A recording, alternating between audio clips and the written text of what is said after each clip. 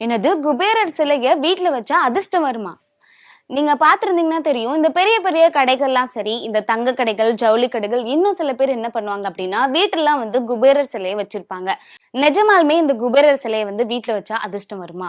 எதுக்காக அப்டி சொல்றாங்க அப்டின்னா, மகிழ்ச்சியோட சின்னமா தான் குபேரர் சிலைய வந்து சொல்றாங்க. அவர பார்க்கும்போது நம்பளுக்கே வந்து தன்னை அறியாம சிரிப்பு வந்துரும். ஏன் அப்டின்னா, அவர் வந்து குண்டான கன்னங்களுடன் எப்பவுமே சிரிச்ச முகத்தோட இருப்பாரு. சோ நம்மளும் வந்து அவர பார்க்கும்போது தன்னை அறியாமலே நம்மளும் சிரிச்சுடுவோம். நம்மளும் எப்பவுமே மகிழ்ச்சியா இருப்போம்.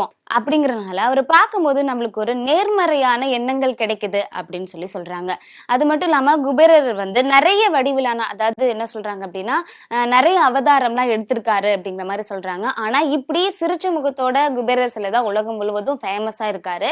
இன்னும் சொல்லப்போனோம் அப்படின்னா, அந்த குபேரர் சிலை சிரிச்ச முகத்தோட குபேரர் சிலை இருக்கு இல்லையா? அத பார்க்கும்போது நம்மளுக்கு அதிர்ஷ்டமும், மகிழ்ச்சியும் வருதான்னு நம்பப்படுறாங்க. அவர நீங்க பார்த்தீங்க அப்படின்னா, எப்பயுமே ஒரு பண மூட்டையோட தான் இருப்பாரு. அதாவது பணத்தோட அதிபதியா தான் குபேரர் சிலைய வந்து சொல்றாங்க. சரி, இப்படி குபேரர் சிலைய வந்து பார்த்தா வந்து அதிர்ஷ்டம் அப்படின்னு சொல்றாங்க இல்லையா? நான் முன்னாடி சொன்ன மாரி குபேரர் சிலைய வந்து எப்பவுமே சிரிச்ச முகத்தோட இருக்கறனால, அவர பார்க்கும்போது நம்மளுக்கும் வந்து ஆட்டோமேட்டிக்கா சிரிப்பு வந்துரும். அததான் அவங்க என்ன சொல்றாங்க அப்படின்னா, அதிர்ஷ்டம் அப்படின்னு சொல்றாங்க. பொதுவா வந்து நம்ம சந்தோஷமா இருக்கும்போது, நம்ம வீட்லயும் பண செழிப்புக்கான எந்த ஒரு பிரச்சனையும் வராது. அதனால தான் குபேரர் சிலைய பார்க்கும்போது அதிர்ஷ்டம் வரும் அப்படின்னு சொல்றாங்க.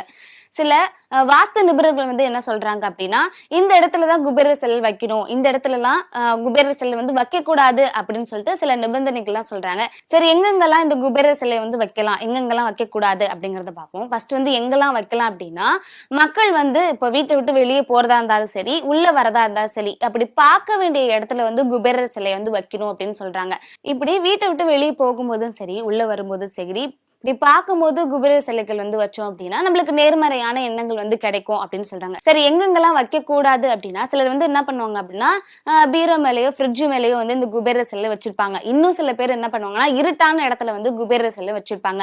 அந்த மாதிரி இடத்துலலாம் வந்து இந்த குபேரர் சிலை வந்து வைக்க கூடாது அப்படின்னு சொல்லிட்டு வாஸ்து நிபுணர்கள் சொல்றாங்க.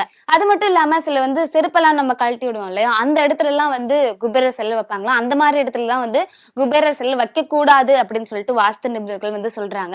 இன்னுமே முக்கியமான இன்னொன்னு என்ன சொல்றாங்க அப்படின்னா, குபேரர் சிலைகள் வந்து நிறைய வடிவம் இருந்தாலும் சிரிச்ச மாதிரி குபேரர் சிலை வச்சாதான் நம்மளுக்கு அதிர்ஷ்டம். ஏன் அப்படின்னா அவரை பார்க்கும்போது நம்மளுக்கு மகிழ்ச்சி வரும்னு சொன்னேன் இல்லையா, அந்த மாதிரி சிலையை பார்க்கும்போது தான் நம்மளுக்கு அதிர்ஷ்டம் வரும் அப்படின்னு சொல்றாங்க. இப்படி குபேரர் சிலை வந்து பார்க்கும்போது இப்படி நமக்கு நேர்மறையான எண்ணங்கள் கிடைக்குது அப்படிங்கறதுனால தான் வீட்லயும் சரி தங்க கடைகள், ஜவுளி கடைகள்லாம் வந்து இந்த குபேரர் சிலை வந்து வச்சிருக்காங்க.